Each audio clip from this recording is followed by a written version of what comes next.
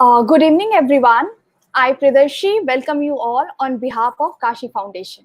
Kashi Foundation was nurtured in 2013, where the youth of like-minded came together for research on the glorious and the current situation of Kashi Foundation. Today, Kashi Foundation is working on every aspect of Kashi, whether it's culture, literature, religion, society, economy, literature, art, or music. When we talk about Kashi, it is a Nagari of Lord Shiva. It is a place where Gautam Buddha taught Dharma. It is a place where Jain Guru was born. We have heard about the Sahnai from the Bharat Rashn Bismillah Khan at the bank of Ganga River. Kashi can be called as a twin sister of the Koto in Japan and Kathmandu in Nepal. This is a place where we can see the belting and joining point of North India and South India. Kashi can be called as a cultural capital of India. When we see the Kashi, it has all the aspects which can be called as a world cultural capital too. Kashi Foundation is making a documentary on the rare by tracing and finding out the rare sources. Kashi Foundation is aimed to promote and propagate the cultural knowledge, tourism, heritage of the world's oldest city. We are working with academician, researcher, thinker, policymaker for a multi-dimensional reflection of the Kashi. In our today's series of Kashi Dialogue, we have the eminent Professor Raju. He will talk on the Kashi as a settlement, origin, and growth. As a moderator, we have Ashwin. And now I'll call upon Ashwin to deal and to carry forward the talk of the Kashi dialogue. Ashwin? Hello? Ashwin? Hello. Hi, Ashwin. Hello. Hello. Now you good can evening, everyone. forward. Hello. Yeah, you're audible. Carry Hello. on. Good evening. Okay. Hello, good evening, everyone. Thank you, Kashi Foundation, for inviting me for this enriching session. I welcome our esteemed panelists, especially Professor K.N.P. Raju sir, on the behalf of the all audience and the Kashi Foundation. It's my proud privilege that I have been student of Professor K.N.P. Raju sir, and today I have got this wonderful opportunity to be a moderator in his historical talk on the Kashi as a settlement, origin and growth. Kashi, the word is especially derived from the word Kasha, meaning the brightness. According to the Hindu mythology, Kashi is believed to be the original ground created by Lord Shiva and Goddess Parvati. So Varanasi is the oldest living city in the planet Earth. Once Mark Twain said Banaras is the older than history, older than tradition, and older than legend. And twice older, as old as all of them put together. This statement has been proved by the recently one studies has been done by IIT Kharagpur using a geospatial technology. This study shows that and concluded that Kashi has been a continuous settlement since the days of Hindu civilization, around 600 years ago. The present name of Varanasi has its origin in the tributaries of Ganges called Varuna and the Asi River, which flanks its northern and southern border. And presently, the Ganges also come into the picture near the Varanasi. So we can look the whole Varanasi as a city of fluvial landscape. So let me introduce our chief speaker, Professor K.N.P. Raju sir. Uh, he is basically from Andhra Pradesh and has been done education in the Andhra University. He taught in Jamia Millia Islamia from 1985 to 1991. After this, he moved to Banaras Hindu University as a professor. Raju sir has done tremendous work in the field of geomorphology using geospatial technology. Among the students, he is very popular for his in-depth knowledge hello about geospatial. Hello. हाँ About mic है geospatial. मैं पहले audio होता था अभी अभी मैं अभी ट्राई कर रहा हूँ अभी how about now Oh, Ashwini can you hear me Yes, sir, I can hear you, sir. Your voice is audible to us, sir. No problem. ठीक You करा can रहे हैं, talk. मुझे ऑडिबल है, मैं देख रहा हूँ, हाँ सर, आपकी मैं भी आ देख रही रहा है हूँ. आवाज. You are Okay. audible now. Now it must come. Yes, yes, it's coming, sir. No Okay, problem. okay, okay, Yes. okay then. So,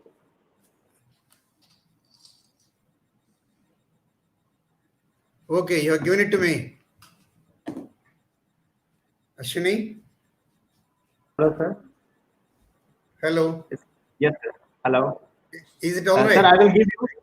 Sir, I am introducing you. Oh, Uh, okay, okay. I have heard it. I okay, have okay. seen you. I have heard it. Yes, sir. So, sir Uh, has been published more than 50 research papers in international journals. He has also known for the field, known as a field geographer. Most of his research papers is based on the field study.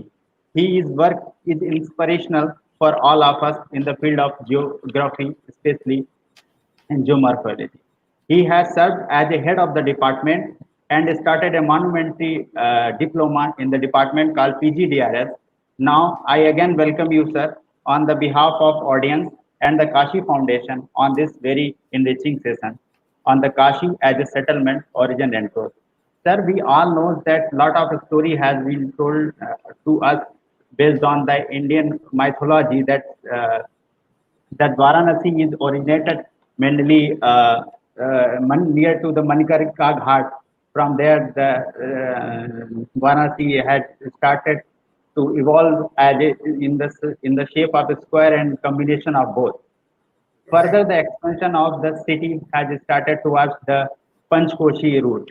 So these are, and in Varanasi, if someone will ask to anyone, he will tell you its own story.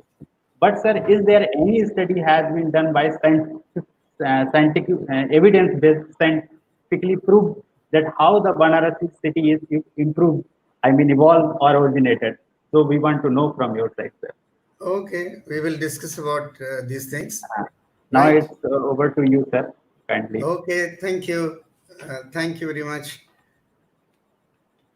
Now, Ashwini has raised a few questions, and I'll be dealing with all those questions and try to give possible answers.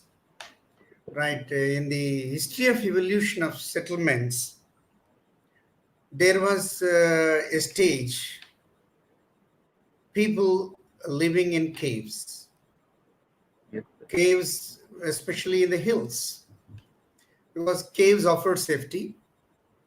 Caves not in the plains, caves in the hills, right? Yes, sir.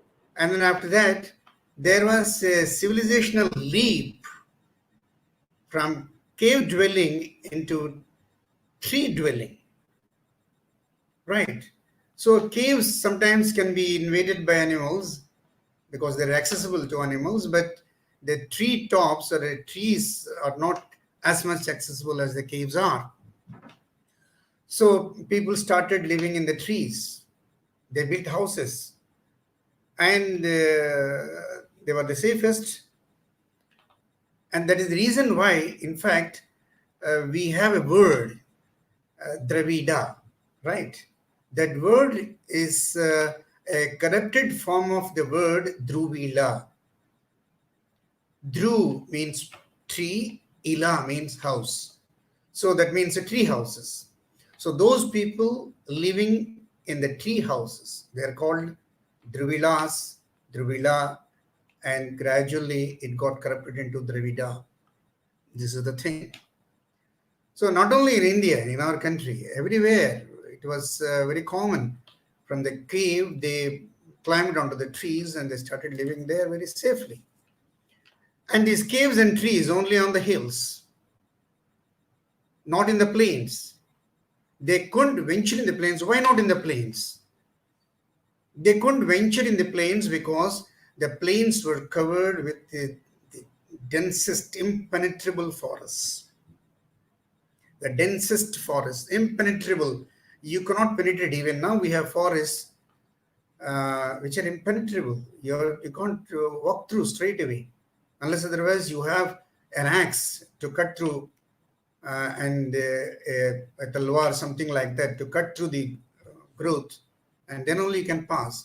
So you imagine long back when there was not much of a interference with the forest, you imagine the density of the forest.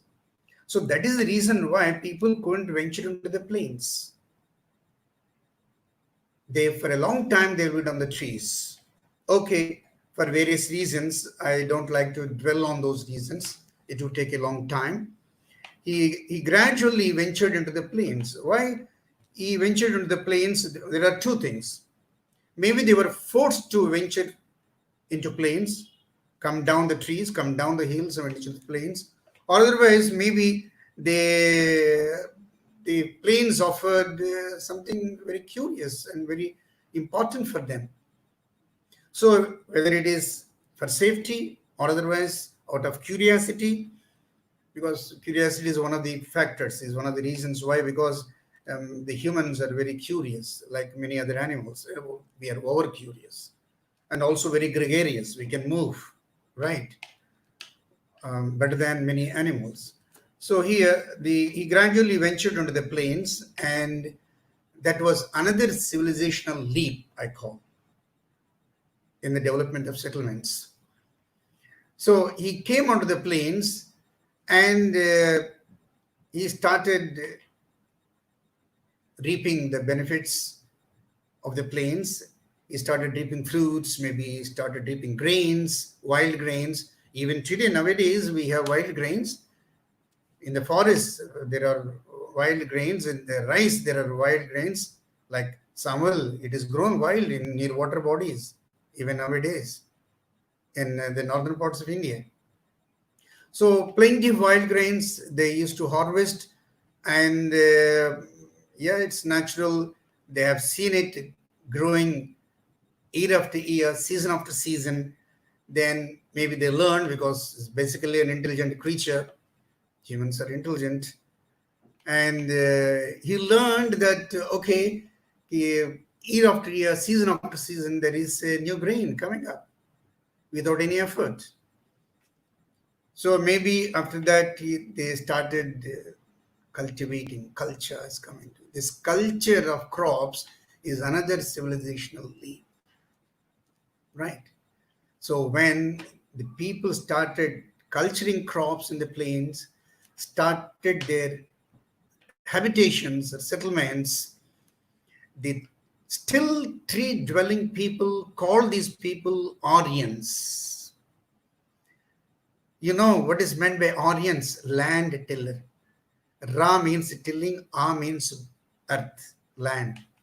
So Aryans. So the Druvidas called the plains people Aryans. Why? Because they are tilling the land, they are land tillers. And the Aryans used to call the tree dwelling people Druvidas. Right? These are the two words, Sanskrit words, in fact, simultaneously were in vogue there at the time. There used to be tree dwelling people at the same time, and there used to be plain dwelling people. Right? And now I'm not going to question the Aryan concept and the Dravidian concept, but this much I'm giving you. Now, plains. In the plains, what are the richest places offering richest biodiversity, and especially the grains needed for the people? Right? River valleys. We know very well, right from the childhood, we have been taught that river valleys were the centers of civilization. So fertile fields, good amount of water flowing, coming in, flowing, right? Submerging, even floods. But that time man did not think that flood was a bane. No, he took it as a gift. Primitive people took floods as gift. They are boons. They are not banes. But nowadays, of course, see, we call them bane, definitely, because there are various reasons for that. I'll come to it later on. Right, okay. Now, the people have come into the plains, and especially where? The river valleys. And within the river valleys, where? right?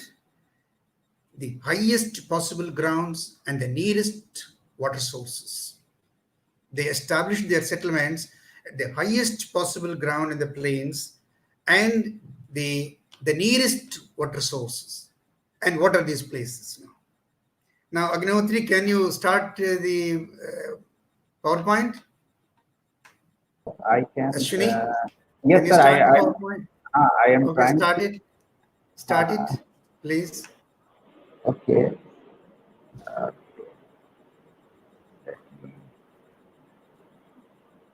is it working, sir? Is it working, sir? There. Hello. I am not able to see. Okay. Working. Here, audio, but entire screen application window. Share. Okay. Is it now? Is it now? I'm not able to see. Working? Maybe coming up. It'll come up. It'll come up. Yeah, it's coming up. Yeah, it has come Now, up. It okay, has come up. Okay. now. Okay, Yeah, good. Yes. It has come up. Okay. The next one. This one. Yeah, the next. Yeah, here. So what are the most favorable places? No, don't go to the next. Go back. The second Back. slide. Second This one? slide. This one. Second. Yeah, this one. Hold it. No, Oh. not this one. This is Okay, so this first. one, second slide. Yeah, second. The So third. this one, The third. third. Okay, I'm moving towards third, sir. This one. Yeah. Keep it. Okay. So within the river valleys, what are the best favorable places?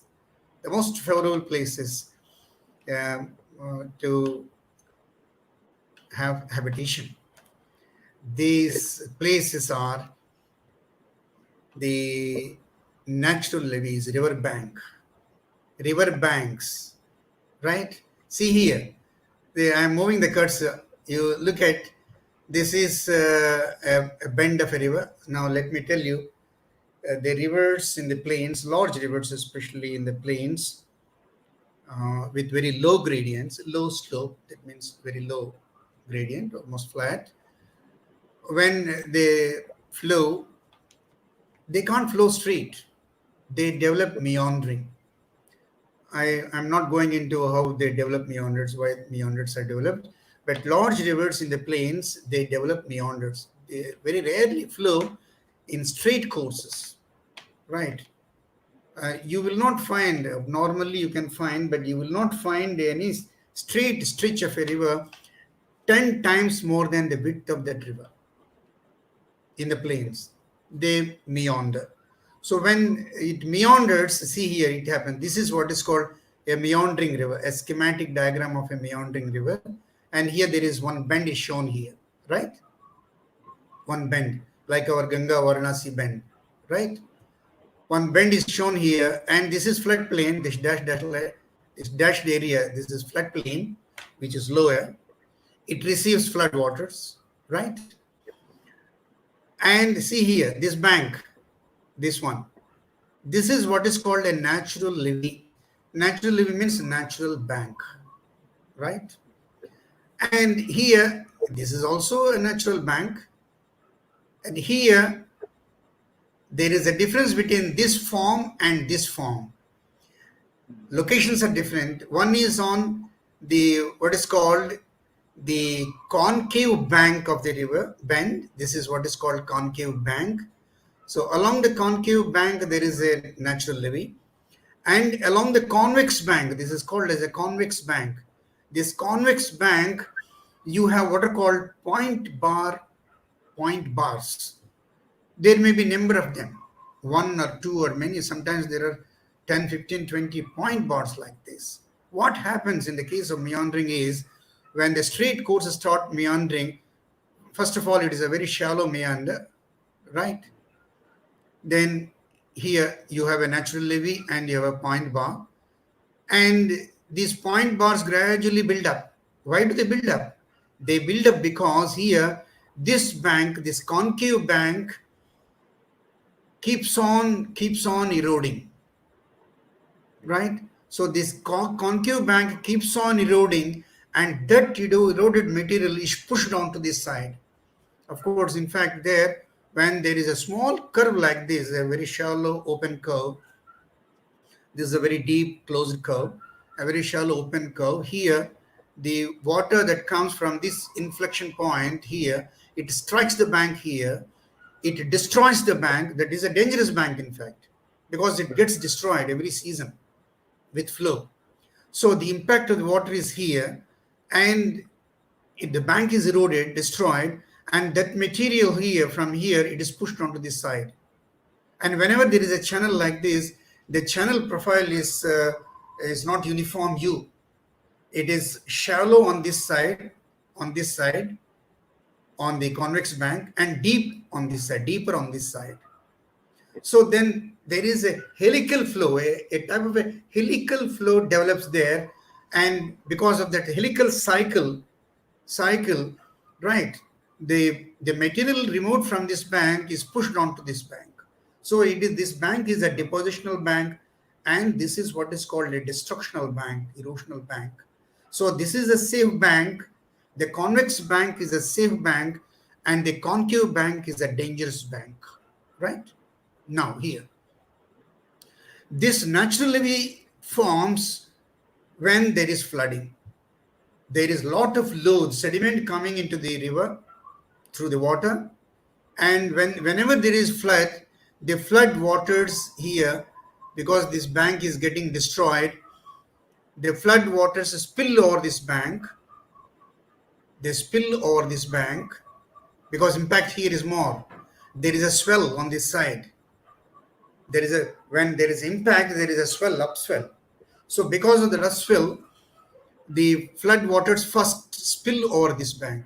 When flood waters spill, what happens is they encounter the bank, already a old bank, and there is a deceleration of water, and whatever load is there, the coarsest material in the water gets dumped there. So gradually water spilling over that bank, leaving coarse deposit over the bank and flowing away into the plain. See, the water flows away into the plain, right? So that is how gradually, over many thousands of years or hundreds of years, such levees are built. So those natural levees offer highest possible ground, number one, and number two, the nearest possible water source. Say, for example, why not this bank? I say this bank is safe bank. This bank is a safe bank. Why not here? This is a dangerous bank. Why this is called a favorable place? It is a favorable place because there is always water flowing, touching the bank. It doesn't leave. Yeah, even if it is destroyed, okay, people will shift. Doesn't matter. They effort. They take all precautions, or they effort to build their house in a different place if bank is destroyed, but never on this side. No. Why? Because see, for example, when river was here, flowing here, this was this bank, convex bank, and this is somewhere concave bank. If settlement started here, what would happen to the settlement? They need a water source. It is getting pushed far away from the settlement. So gradually this gets built up, these point bars get built up, and the water source is getting pushed away from the settlement. So they don't have water source, nearby water source. So that's why even if it is risky, here they have their settlements here. Why? Because they offer highest possible ground and the nearest water source. It is perennial. It doesn't get pushed off anywhere. It comes nearer and nearer to one's house. Maybe the people are prepared to even to get their houses destroyed by the water. Don't worry. No, we will stay there on this bank only. This is exactly the reason why all large settlements you find on the concave banks of large rivers, not on the convex banks. You check in India or anywhere in the world, right? So here you have smaller settlements on this side. Okay, now the ground is prepared. Come to, please, next slide. Agnihotri, Ashwini. Yes, yes, sir. Come to the, Next slide. This is, yeah, come to the next, go to the next. okay, this one. There is a demo. Okay, enough. Okay, now go to the back, go back. Okay, this one. Yeah, okay. Now, see here, this is Ganga, Yes. this blue band is Ganga, and of course, this is the Ganga bed, and that point bars here. During the peak flow, this gets submerged. This is the bank, this pink. This is the bank, this gets submerged, and this is the normal active channel water course. And here the red, see this red band. Here this red, here this red. This red is the natural levee, very prominent natural levee or which Benares is situated, right? And as far as height is concerned, see here, this side, any point bar field, the bank is not as high as it is here. I will tell you the difference. Go to the next, please, Ashwini. Next. Next, yeah, here. This is a dam, of course. Now I couldn't gather because the department is not open. The highest places around this area for about 200 kilometers this side and this side, anywhere, right? Excluding the higher level floodplain, because as you go towards hills, the height increases. That is a different thing. But along the banks here, around 40-50 kilometers here, around any bank, this is the highest place with a height of 82.5 meters here. The highest point on this natural levee here, the white, I'm moving the cursor, is around 82.5 meters above sea level.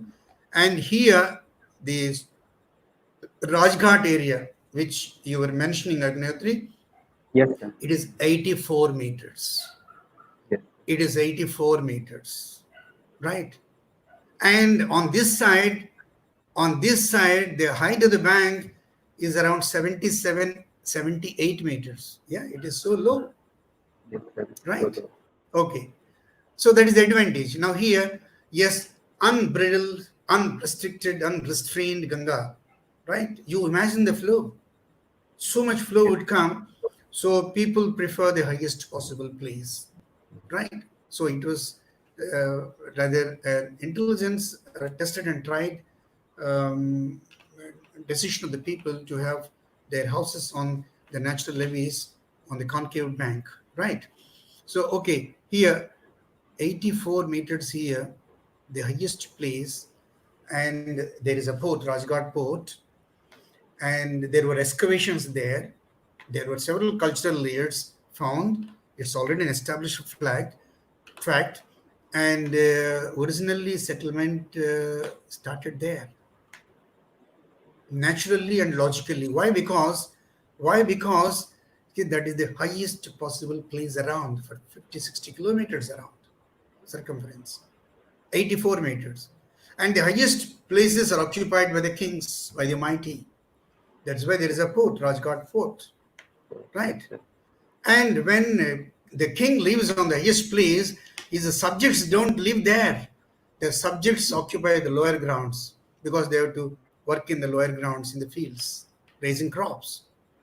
And they have to be near. King cannot be near to his field, but his subjects who cultivate crops, right?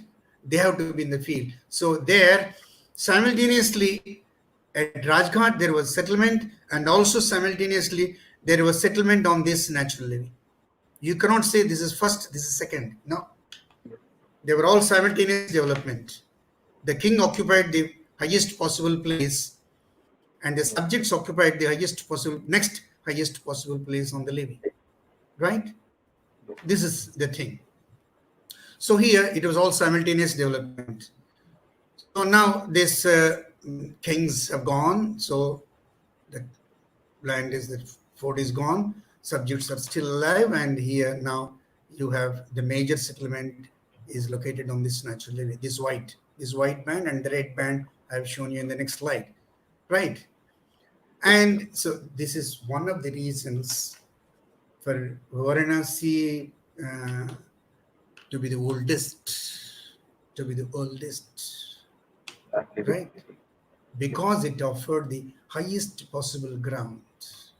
And fortunately, it was the most stable bank along a Ganga. If you see Ganga river, there are so much of lateral migration, so many abandoned channels. You see, go to the first slide, second slide, I'll show you.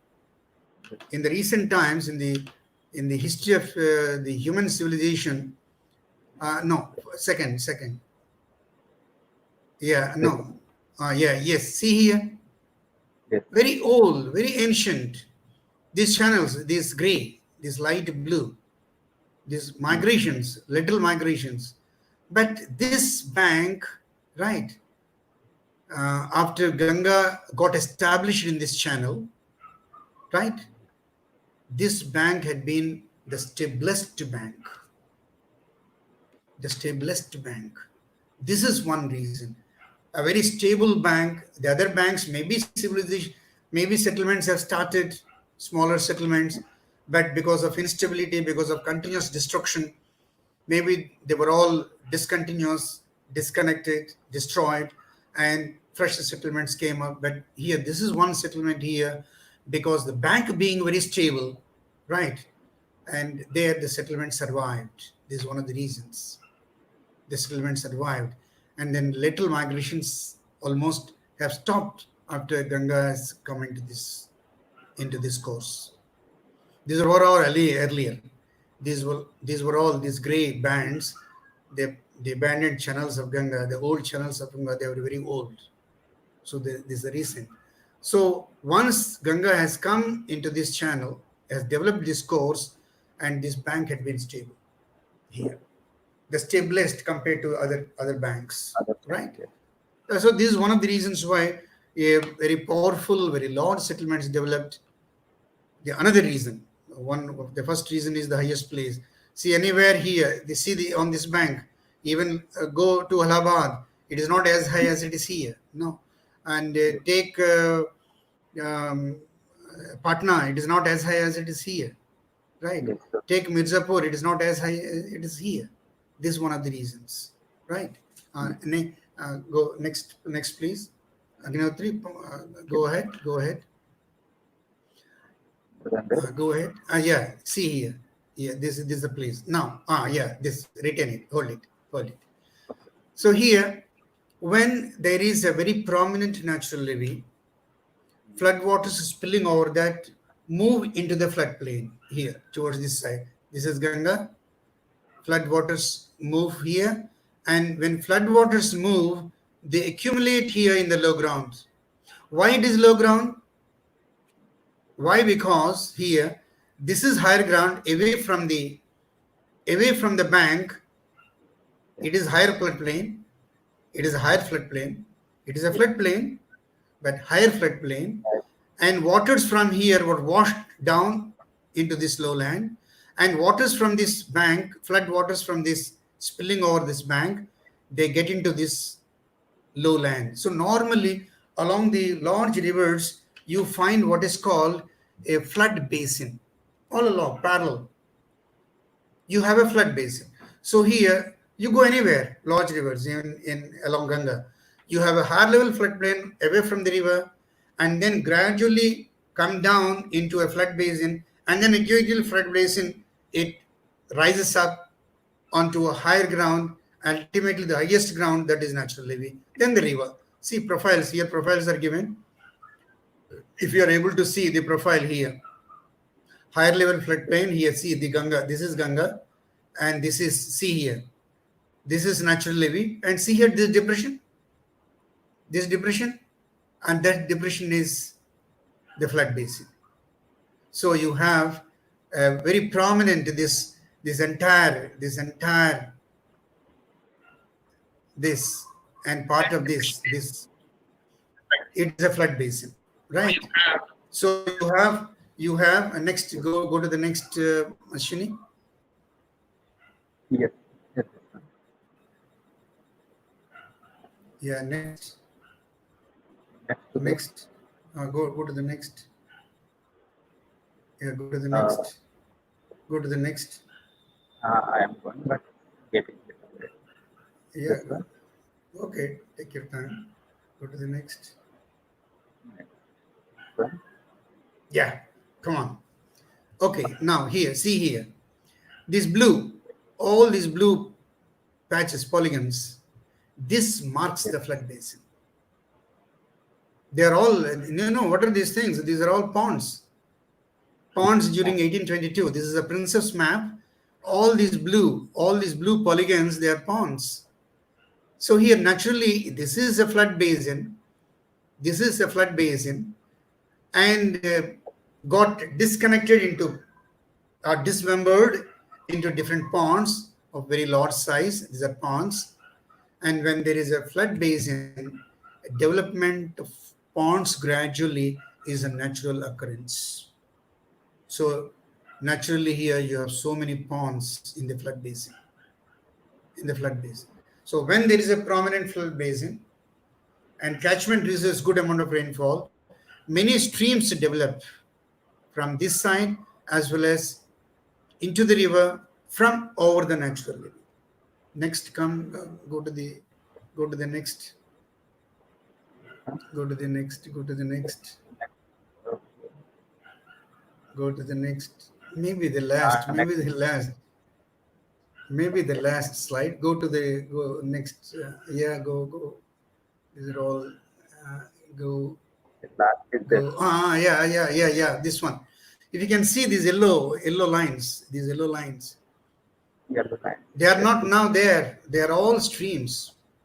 So when there is a prominent flood basin here, the waters flow along parallel with the river, large river, and also across, because the floodwater is so much, and here the smaller streams with high gradient flowing from over the natural levee into the river, they gradually extend headward, capture these things, and then network develops. So these are all old streams. Old streams. Benares is known for ponds and streams. Nalas and, of course, Nala means streams, nalas and ponds, talabs. And these are all old streams, and it is all a natural occurrence, and it is all a very favorable natural setting. Why natural setting? Why? Because the highest ground is there. Next, the flood basin with clay offers very good ground for crop cultivation. Wheat is not our crop. Wheat has come very recently into India, right? So that the paddy is not grown on the higher level floodplains where water doesn't stand. There must be water puddling for paddy to be grown, for rice to be grown. And the best places to grow rice are the clay-rich soils where water puddling is possible. And this flood basin offers clay-rich soils naturally, because when the flood waters spill over the natural levee, all the heavier load is dumped on the levee, giving it height, and the lower fractions, finer fractions, come into the flood basin and get deposited. And from the higher level floodplain, the sands and clays are washed and carried into the flood basin from here. So from west side, the flood waters carry the fine fractions clay and silt into this, and these flood waters from the river go down into the flood basin carrying clay and silt, and they are the best fields for growing rice. Rice is our staple crop, our native crop. So there, and the flood waters, the flood basin, there are so many streams, flood waters are drained. They don't flood. So flood waters don't stay there. Why? Because there you have plenty of streams for the water to drain out into the Ganga and upstream, downstream into the Ganga. So these are the two best favorable things that helped the settlers here, right, develop Varanasi city. Varanasi settlement. The very rich soils where rice could be grown and highest possible ground, and least with the least possibility of flooding, right? See here, these are the factors. Next, I think this is last slide, sir. gradually. Okay. No, go back.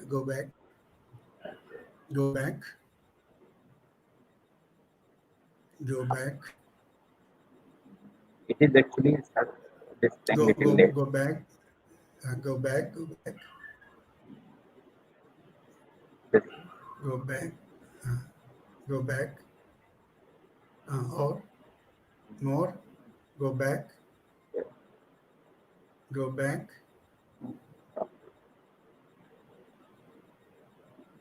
Go back. Go back. Or go back.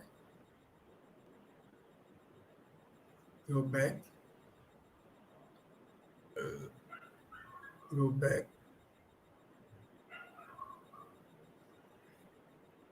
Go back. Go back. Go back. Back.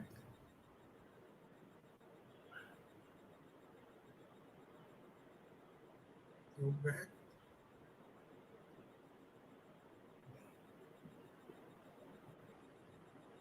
Yeah, come here.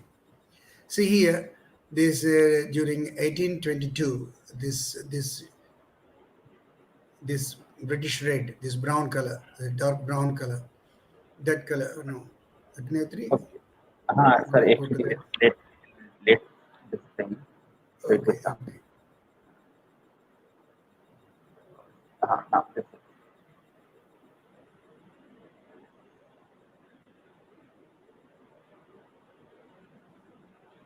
This is. Otherwise, go forward. There is no problem. I'll go forward. If you can't go back, go forward. Go forward. Yeah, no, here. This is, yeah, come on. Hold it.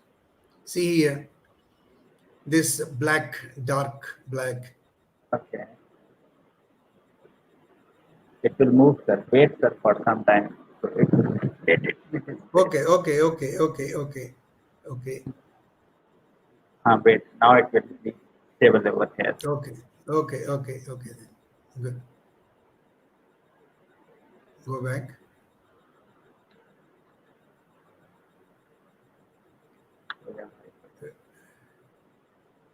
Go back.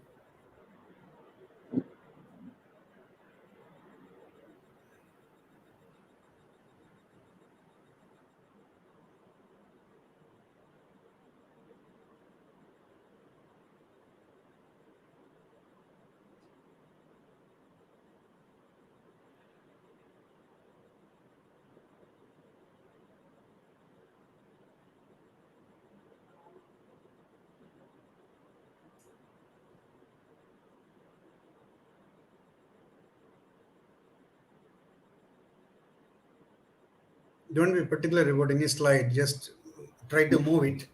Try to just move it. Otherwise, it will again it will change. Okay. Yeah. Right. Okay. It's coming back to this. Right. Anyhow.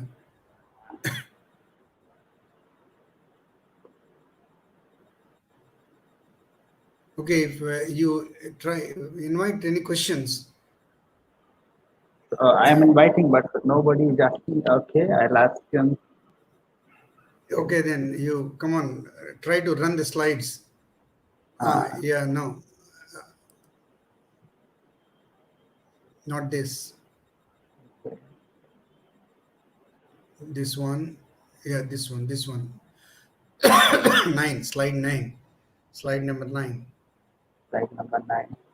Slide number 9 you required, sir, right? Slide number 9.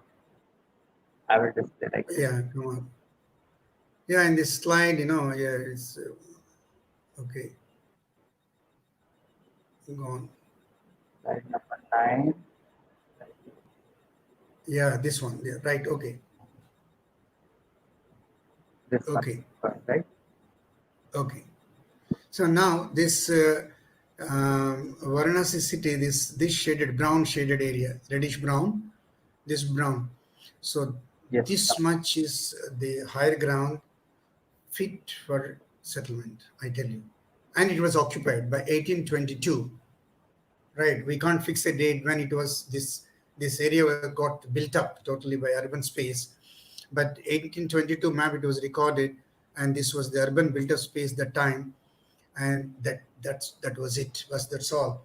The rest of the land covered by the Varanasi, the present Varanasi cities are not favorable, but there is pressure, and that's why it has spread into these lowlands. This is marginal flood basin. This is the marginal flood basin, and that's why. And then streams are cut off, ponds are filled. I have many slides showing how ponds are filled. Ponds are filled, so streams are cut off, streams are filled. All old streams are filled, older streams. So now the flood water doesn't go out, it stands, it stays, it fills the low-lying areas. It gets flooded. Right. So here there are slides. Next, there are slides showing how these ponds have disappeared. How these ponds have disappeared. Go ahead. Go ahead. I'll show you. Go ahead. Yeah, these are the things. Okay. This is 13. No, 11.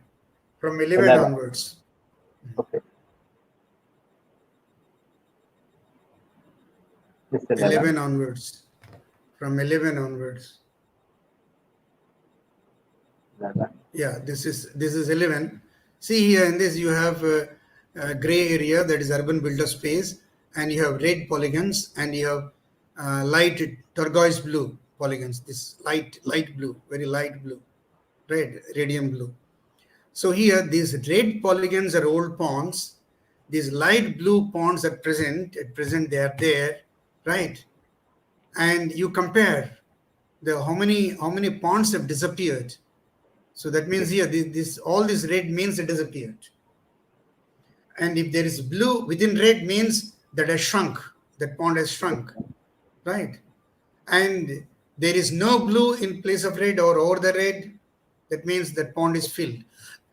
So like this, by 1822 in Varanasi, in this much of area, there were about 108 ponds or so. 108 ponds.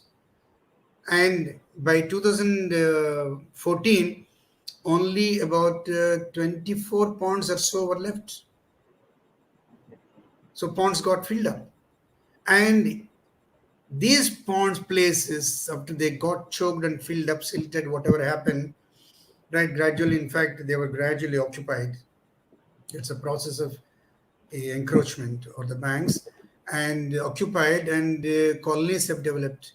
So most of the slums and slum colonies and poor people's colonies are there in those areas where the ponds are totally silted up, choked up, right? So like this, you have several slides. Yeah, next slide, please. Slide 12. I'll show you very interesting things. They are right. See here. This is this part, Godolia. See here. There is Godolia. There used to be a large water pond, and behind it, I've forgotten the name. This is a large water pond, right? And this is another large water pond. This is Baniabag, Shayad. Yeah, this is Baniabag. And see here, this Bania pond has become so small now. The rest of it is filled up. These two ponds have gone totally. That was a channel, in fact, that was the river course, a channel filled up during British times. It is all filled up, reclaimed during British times, right? In fact, this area, it was written in records, this area used to be used as a public toilet by all pilgrims. It used to be filthy.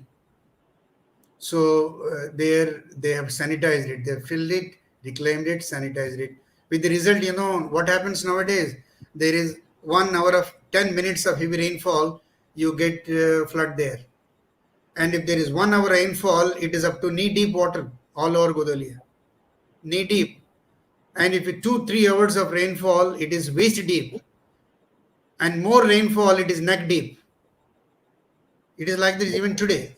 Why? Why? Because that is a flow path. It was once a flow path. The waters come into that area and then they stay there. Why? The water flow is blocked. Channel is blocked. This is the thing. See here, and next please, next, and see this pond. It is there. This is there, and this is there. These ponds are gone. Now here, this is what is that talab naam bhul gaya. Machodri here, Machodri, and what is this? Hartirad, no, not Hartirad. Something I forgot. Okay, this is Machodri. It has become a small depression. Now that's not there anymore now. When Sir, we have a question from audience side. Sure. Sir, the thing is, the encroachment is taking place in Varanasi continuously. How the Assi River is disappeared due to the in the process of development, since you have told that lot of this pond has been Yes. disappeared. Like this Assi River is Yes, same also reason.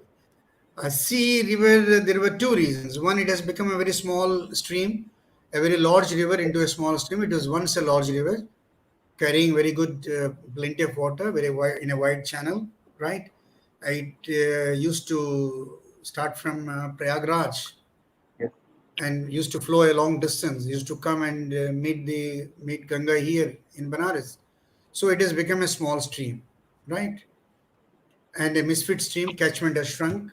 That was Yes, cut sir. off. The original channel was cut off, and it has become. It was a no man's land. Even when 30 years ago, when I came here, a sea used to flow through a sea ghat area. That was a channel filled up. It has become a road, and it was almost a no man's land, just like the land of these ponds become a no man's land for people going there, having their huts and houses very free. And Yes, sir. similarly here, the lands, the waterlogged lands in the Assi catchment, they were almost like no man's lands, sold to many parties, encroached and sold to many parties, and it has now disappeared. Even now, Sir, Assi, we have surveyed once this Sea River, and we found there are a lot of encroachment within the valley of the river. yes, So, in the bed, over the bed, right so over the bed. our government is taking a lot of action towards rejuvenating this river. But sir, the thing is how the Banaras people can play a major role in this rejuvenating this. How is the duty See, of the Banaras see, people they can play? there must be first a political will. Yes, A political will with a very strong bureaucracy, a political will with a strong bureaucracy, and a wise, intelligent bureaucracy. Because Baba Hardev was here, you know what he did? He did wonderful. He widened the roads, right? A bureaucratic strength, a bureaucratic will, a political will is necessary. Then only it can be done. And with our movement actually may force the political governments and the bureaucrats cannot do unless otherwise there is a political will. Maybe we can force by movement, we can force by social activism and movement, we can force the politicians to uh, concentrate on that particular issue. So if there is a political will, the bureaucrats, there are plenty of them, very strong and very sincere. They can do wonderful jobs, no sir, doubt in moving my. towards the growth side of the Varanasi city, in present time, our honorable Prime Minister has want to turn Varanasi as a Kyoto city. So, lot of development activities is taking place in the Varanasi city, like Definitely, multi slowly. slowly it is taking place, like multimodal terminal on Ganga River, the NH and national waterway they have created.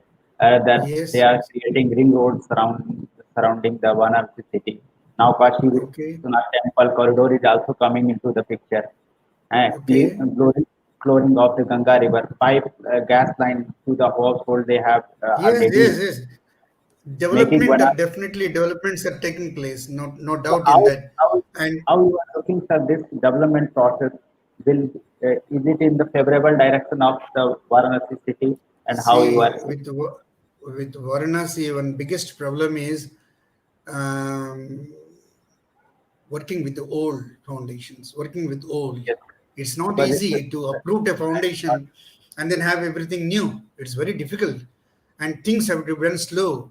नहीं तो people भड़क जाएंगे ना. It has to be slow.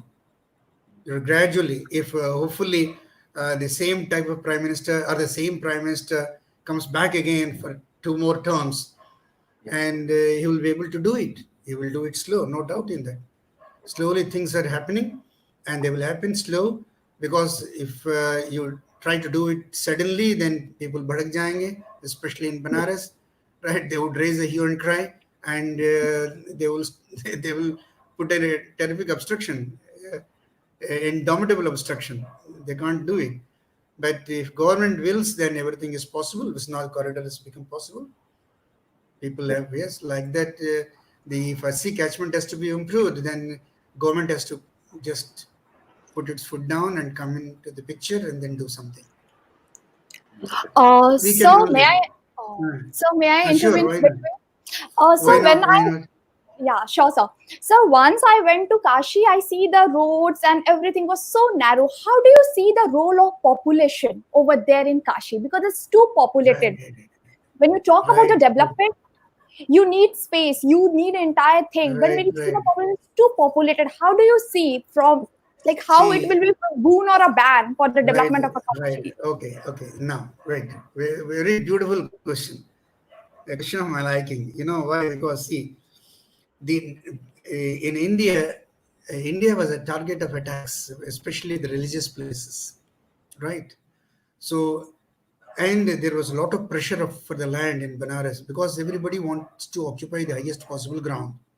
So here, because of pressure, there were the houses were built close. Number one, then the houses were built very close with no elbow space to move. Why? Because that is a production, right?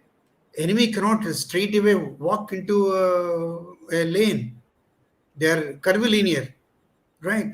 So the so-called, there is what is called a siege mentality.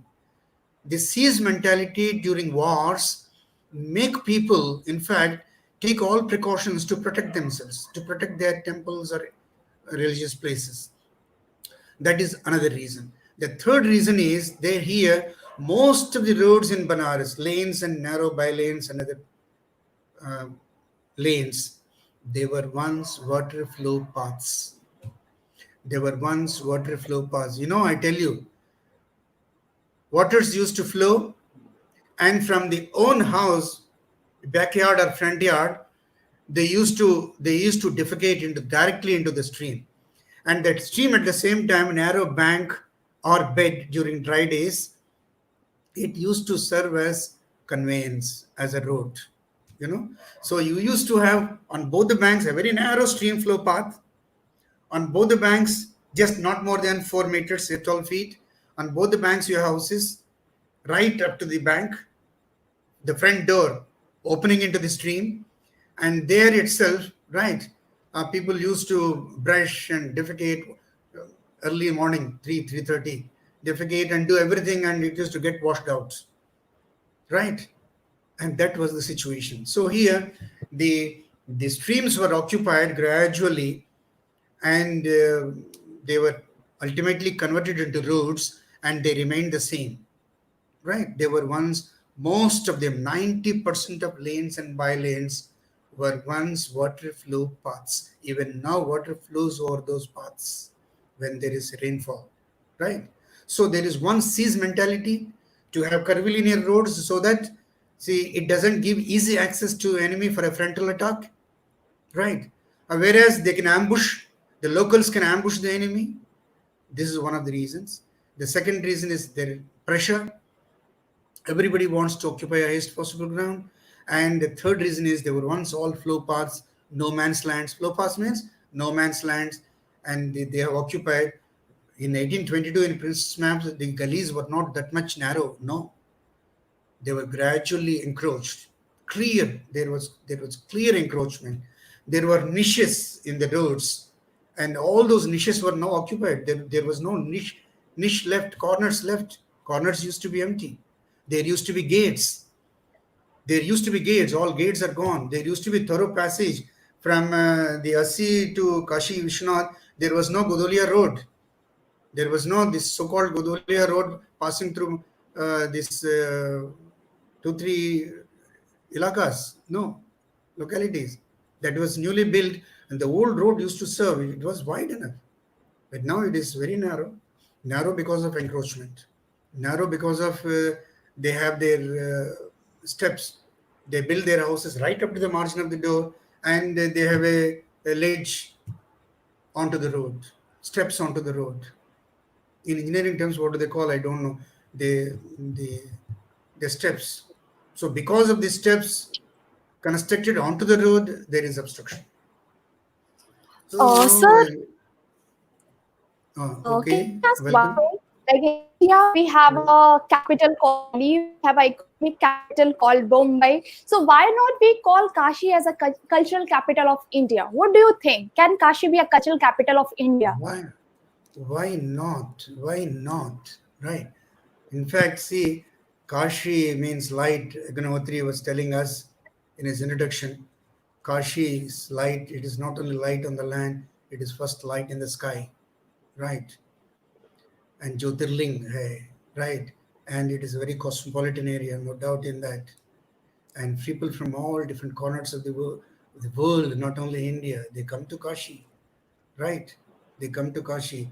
And there is nothing against making it cultural capital of India. No doubt in that. It was once a cultural capital of India, but now it's all. Now the biggest problem in India is we are a. Of So course, Ashwini no, I don't like to say that. We are we are a democracy. You know, we are a democracy. So Ashwini has pointed. Right. So Ashwini has pointed one thing that Kashi can be compared from Kyoto from Japan, and many people have called Kashi as a twin sister, even of Kathmandu's twin sister. How do you see, like, can Kashi be a twin sister of Kyoto? Like, its development and Kashi development are very far apart. How do you see what all changes can be brought in Kashi from the geographical point of a view?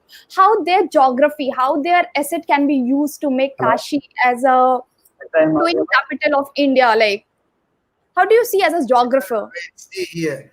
See, now there is a concept government has floated the smart cities, right? And Varanasi is one of them probably.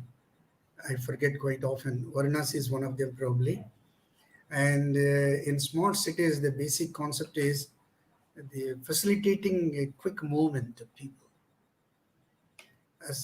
So long as there is this type of a congestion, narrow lanes and by lanes continue, it can never become a smart city. And now, of course, the political will is not insufficient; it is sufficient enough.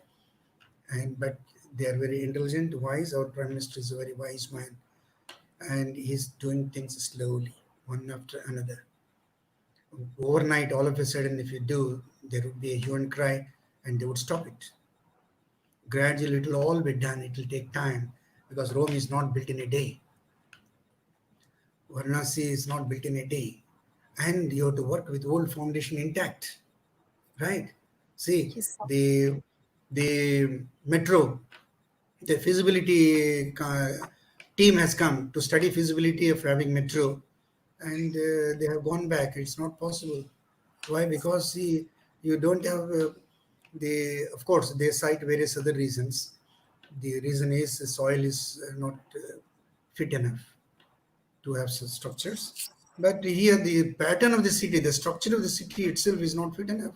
And they don't have map of sewage, this and that. It's a big problem. It's not easy to work with Varanasi, the old things. It takes double the cost or even triple the cost. Right. But Varanasi should remain intact. It should continue to exist forever and ever. No doubt in that. That's why in one of the meetings here held with intellectuals, Prime Minister was telling, I will not disturb the foundation and I will try to improve Banaras. And you allow him to disturb the foundation, what he will do it overnight. By the time next election comes, Banaras will be like Vatican. It will be like Tokyo.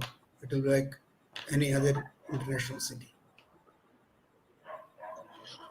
Sir, we have Ajay. He want to ask certain question from you along with Ashwini. Sorry, Ashwini, I'm interfering a lot, but Ajay want to ask certain questions from you. Yeah, most welcome. No, Most it's welcome. good to be make it interactive more in the session. Yes, Ajay, please ask. Yes, Ajay ji, welcome. Ajay, we are audible to you. Yeah.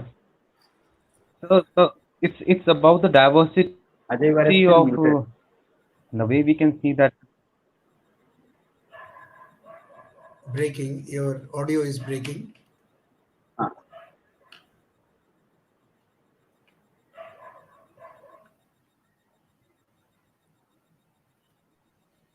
Hello.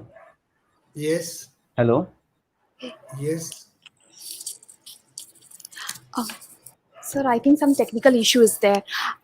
Ajay, just unmute your mic. Your mic is muted. Just Hello. unmute it. Yeah, now you can ask.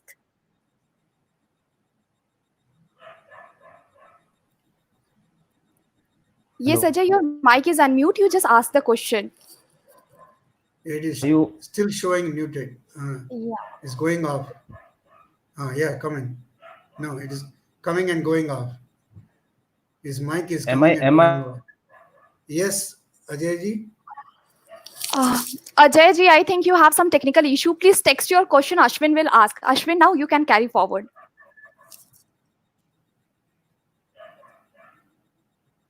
Ashwin is muted. Your mic is Microphone also is muted. Now I am unmuted. Sir, now Okay. we have a different methodology, different idea how the Banaras is involved. As the fluvial landscape, Banaras is involved. Sir, is there any other method by which we can interpret this fluvial landscape? Like the people, they have IIT Kharagpur, they have interpreted it with the geospatial technology. They have stated it's a 6,000 year ago. Yeah, they. So can we have a You different can. perspective on Yes, this also? why not? Why not? The entire fluvial landscape as it was, right? With all Yes, built-up space removed, we can work yes, out. It's all. I have worked out. In fact, it's very clear. The fluvial landscape of Banaras is very clear. And streams, I have marked. I have delineated all the streams. I have delineated all the ponds, right? And I have prepared 1 meter, 1 meter contour map. 1 meter. One of the diagrams shown there in the slide is 1 meter contour map. It is 1 meter contour map. yes, sir.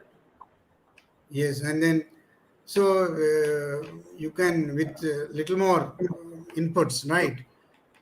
With if inputs are very dense, then you can get a very excellent picture of the fluvial landscape. Picture of the fluvial landscape of Banaras. No doubt in that. No doubt in that. Ajay ji, yes, your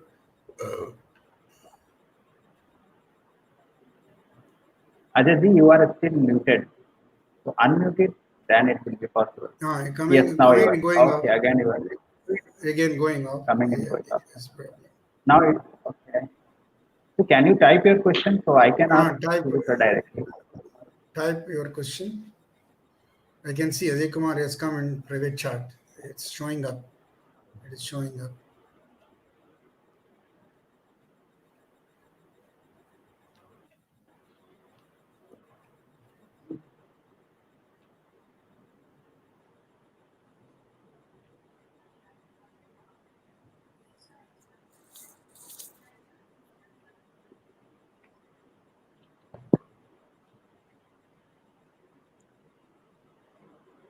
Okay, meanwhile, then I will ask sir one more question regarding this.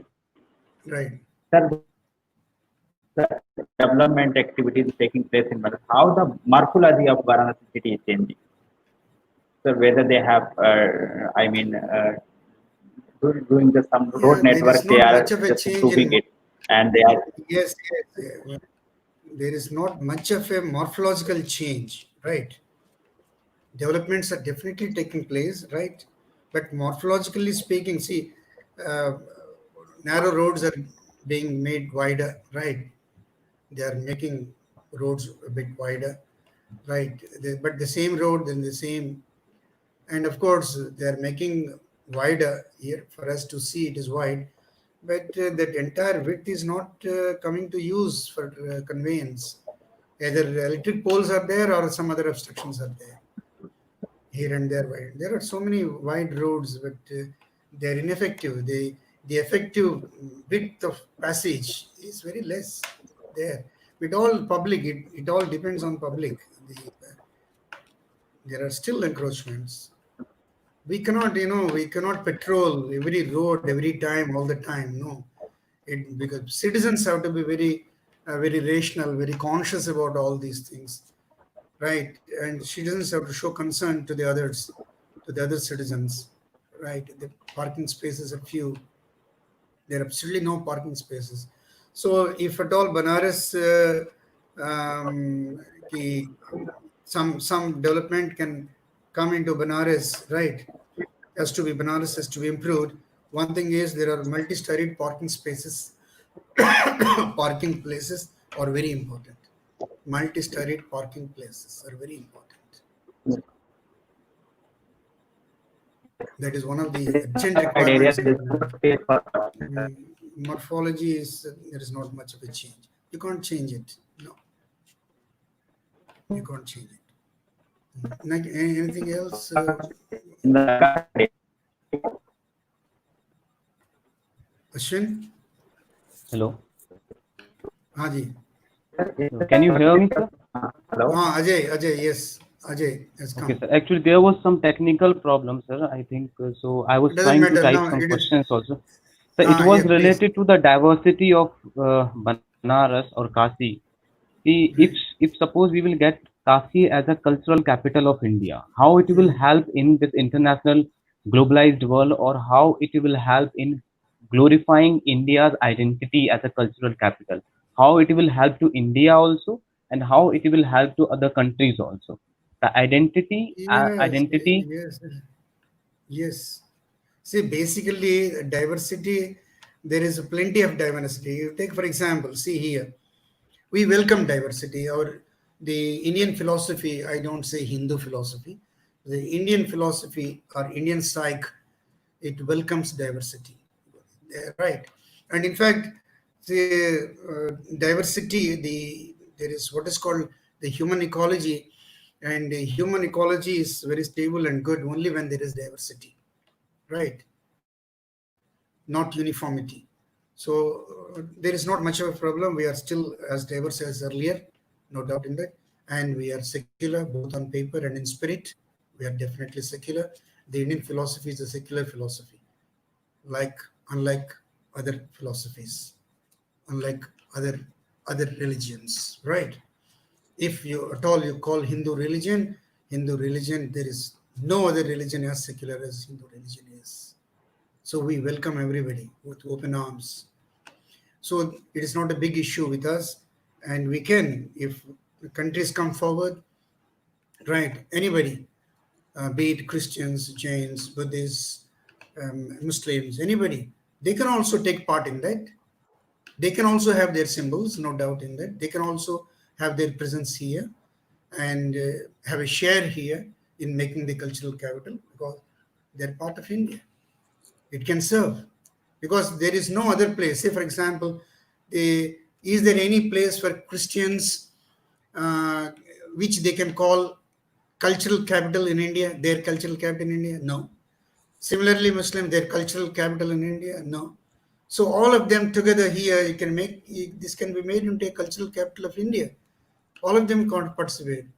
When we say cultural capital of India, it is not a Hindu cultural capital of India. No, it is a cultural capital of all people.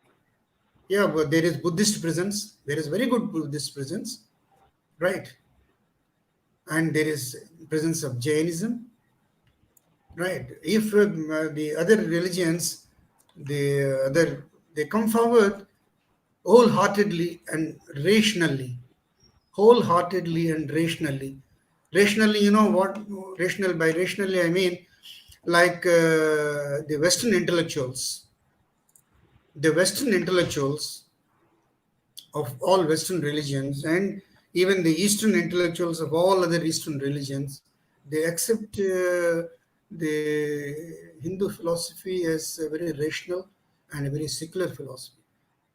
But the biggest problem with people is the people with half knowledge, people who are irrational, illogical. They are a problem. But with intellectuals, there is no problem at all. Any religion, any intellectual of any religion, bring them, I challenge. You will not find a single irrational person who would say that the Hinduism is non-secular, intolerant. No, they cannot say it. And I never heard anybody saying it. So if intellectuals are involved, they can bring a lot of a change. Yes, Thank you, sir. So now I'll invite Ajay to give you the vote for thanks. Thank you so much, sir. Okay, Ajay. welcome. I don't know how much Thank you, Priyadarshi diligence Rathod. I did. First of all, I congratulate to Kasi Foundation that they have organized such a wonderful program. And my special thanks to Professor K.N. Prudhvi Rajuji, who has contributed with his valuable words and who gave his valuable time, sir. Okay, welcome. Thank you very much. Thank you so much, sir. Okay. Hope to see you soon, sir, Okay, when we'll come Ashwini. to Kashi. Oh, sure, please. Thank Sure, you, sir. welcome. Okay, Ashwin, thank you. Thank you, Thank you, everybody. sir. Thank you, sir. Thank you. Thank you, Rohit. Moderators also. And thanks to the people who are watching us, who are listening us. So special thanks to all the people from the first this program. They are with us and they are contributing however they can contribute, and they are the real inspiration for us. And so thanks to everyone. And now let me tell you about the next program that